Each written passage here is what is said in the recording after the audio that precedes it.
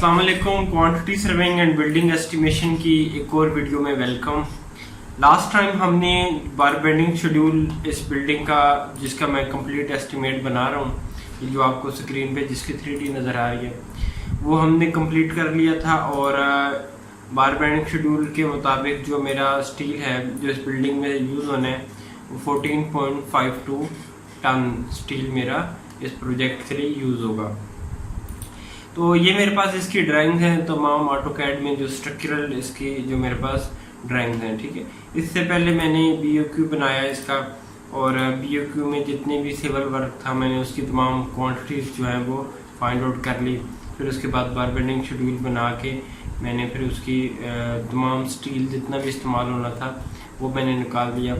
तो अब measurement sheet बन गई सिविल वर्क की, जो भी सिविल वर्क था, एक्सीवेशन थी या कोई भी slab, column, beams, foundation, concrete, जितनी भी किस्म कंक्रीट का काम था, प्लस्तर का काम था, ब्रिक वर्क था, हमने उसकी क्वांटिफिकेशन कर ली थी। अच्छा, अब ये दोनों काम हो गए, मेजरमेंट शीट भी बन गई, सिविल वर्क की क्वांटिटीज़ भी हमने निकाल ली, फिर उसके बाद हमने जो इसका स्टील था वो भी निकाल लिया। तो जो अगला काम है वो है, अब हमने ये जो BOQ में हमने जो सिविल वर्क निकाला था, जो क्वांटिटी हमने निकाली थी, फॉर एग्जांपल जिस तरह ये मेरे पास PC थी जो मेरे पास डल रही थी फाउंडेशन में, ये वाली।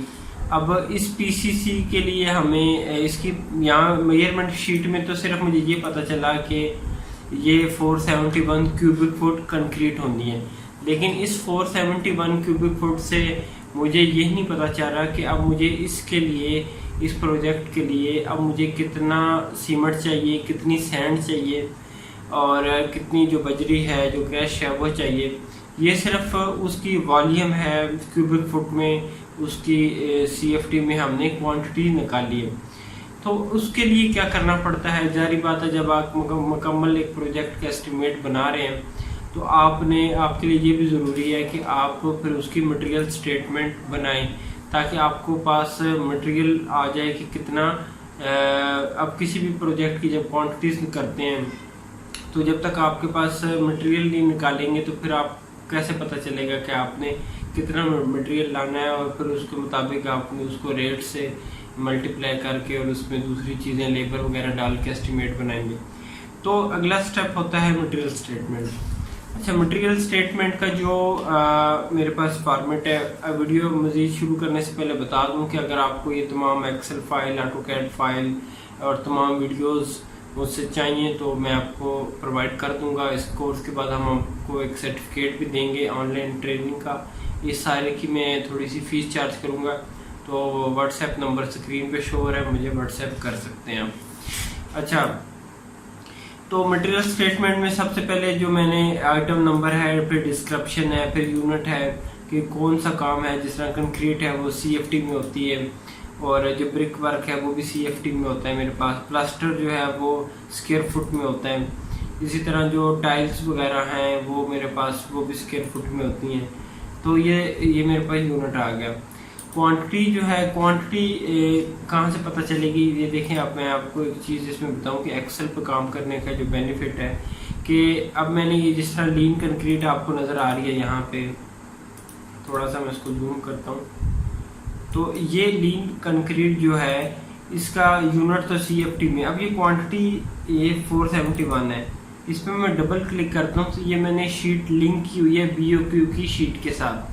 अब आप यहाँ पे देखेंगे is equal to BOQ civil, और जो सेल का नंबर है H58, और वहाँ पे हमने इसको लिंक किया हुआ है। अब मैं आपको दिखा भी देता हूँ। अब BOQ सिविल ये वाली मेरे पास शीट है, ठीक है।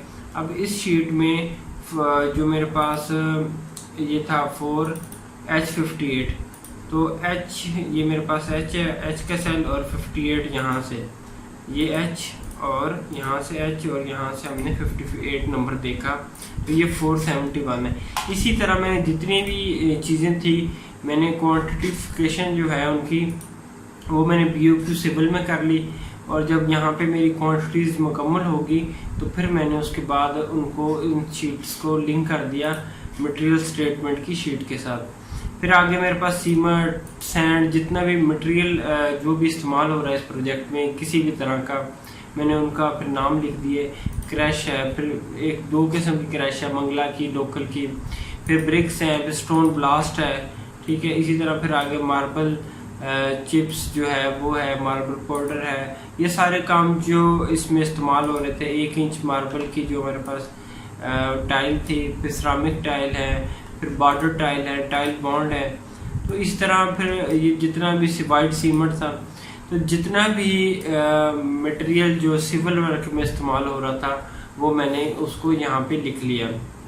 उसके साथ साथ मैंने उनकी लिख लिया कि जिस तरह सीमेंट है वो बैग में होता है, सैंड जो है वो हम CFT में लेते हैं, और जो क्रश है वो भी CFT में लेते हैं। अच्छा, यहाँ पे एक चीज़ क्लियर कर दूँ, स्टूडेंट पूछते हैं कि लोकल तौर पे जो सैकड़ा लफ्ज़ इस्तेमाल होता है कि इतने सैकड़ा रेत चाहिए या इतना सैकड़ा बजरी चाहिए, तो 100 CFT जो होता है वो 1 सैकड़ा होता है, ठीक है। तो आप इससे इजीली अंदाज़ा कर सकते हैं कि आपको जो आपने यहाँ पे क्वांटिटीज़ निकाली हैं, तो 200 CFT है तो उसका मतलब होगा 2 सैकड़ा। तो ये उस तमाम जो मटेरियल है उसका नाम आ गया, ठीक है। यहाँ डिस्क्रिप्शन में जो काम है, जिस तरह RCC फाउंडेशन में हो रही थी तो वो हो गया, RCC कॉलम्स की, ये तमाम चीज़ें हम BOQ में RCC 1 to 4 इन बीम्स और RCC लेंटल, RCC जो है वो प्लेंथ बीम में इस्तेमाल हो रही है। ये तमाम जितने भी काम यहाँ पे आपको नज़र आ रहे हैं, इनकी हम क्वांटिटीज़ जो है वो BOQ सिविल में निकाल चुके हैं। अब सिर्फ यहाँ पे हमने इन क्वांटिटीज़ से आगे उसका सीमेंट, सैंड और बाकी चीज़ें हमने निकालनी है। तो ये यहाँ पे आ जाएगा मेरे पास एक डिस्क्रिप्शन में उन तमाम चीज़ों का नाम। तो आप ये देखें कि अब जितना भी मेरे पास काम है वो हमने निकाल लिया, यहाँ से क्वांटिटीज़ निकाल ली। अब सीमेंट जो है, अब आपको ये चीज़ पता होना ज़रूरी है कि अगर आपके पास कोई CFT में कंक्रीट हो तो उससे सीमेंट आप निकालते किस तरह। यहाँ पे एक्सेल में मेरे पास फार्मूलाज जो है फार्मूला लगे हुए हैं। मैं अगर कोई भी क्वांटिटी यहाँ पे चेंज करूँगा, या फॉर एग्जांपल ये 471 है तो मैं इसको 500 कर देता हूँ। 500 करूँगा तो ये अभी 45 है, तो ये देखें 47 हो गए, ठीक है। इस तरह मेरे पास यहाँ पे चीज़ें चेंज होती रहती हैं।